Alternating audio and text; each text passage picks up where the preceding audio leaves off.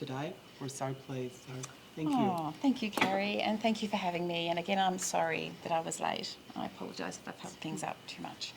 I too would like to acknowledge the traditional owners of the land, the Ngunnawal and the Ngambri people on who we gather today, pay my respects to elders past and present, and of course to our participants today who are First Peoples. So it's really important to do that it just doesn't become a rote thing. So it was lovely that you could have someone welcome us today.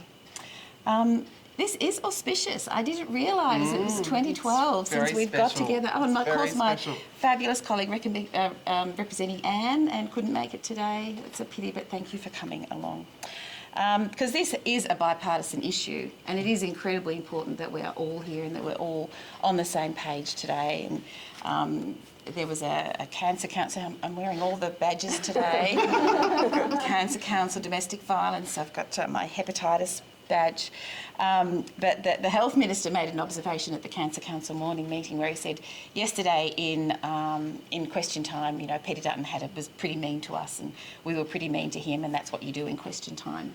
But there are just some things there where that just goes away, and things that you really need to work together on and have one voice. And so it's really fantastic that we're here, that both sides of politics are here today.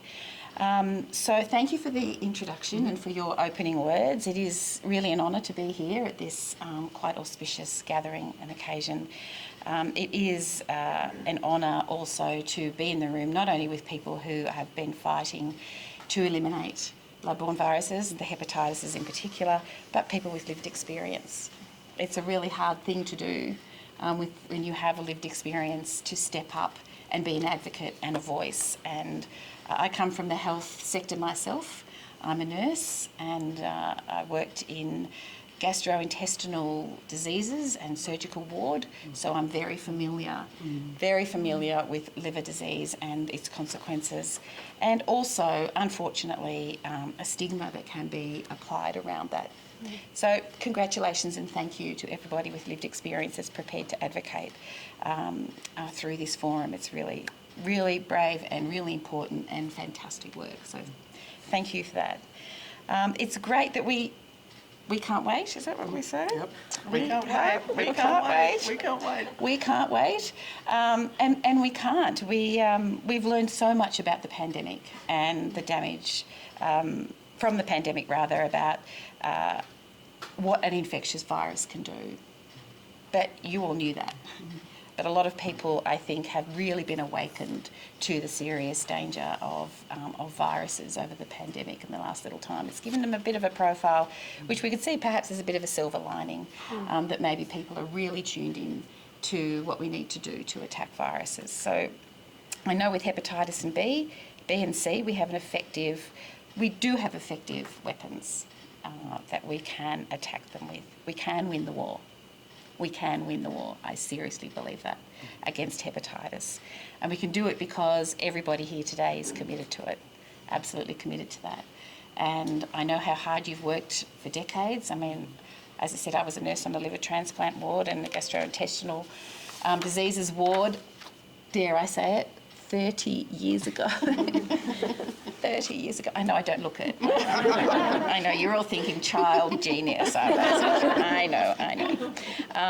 But I have seen how far we've come. It is absolutely amazing what we've learned over those 3 decades in particular, and where you've come with this campaign to eliminate hepatitis B and C.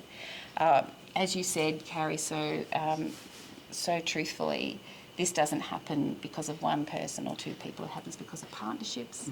It happens because of alliances. It happens with shared responsibility.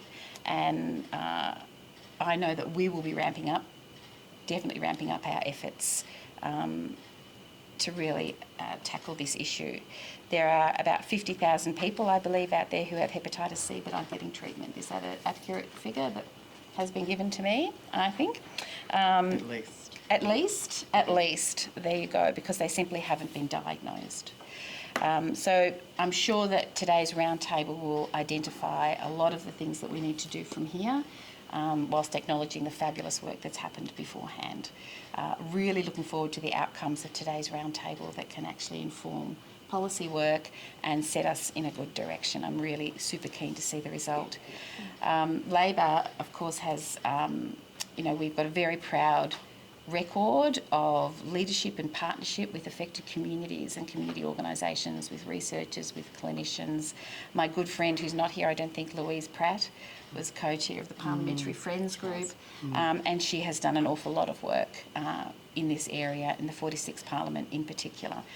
So I'd like to acknowledge Louise. So I wish you all the very best for the roundtable. I can't thank you enough for the work that you have done and what you're about to do. Thank you in advance for that. And as I said, I really do look forward to the outcome. So thank you for having me today. Thank you so much.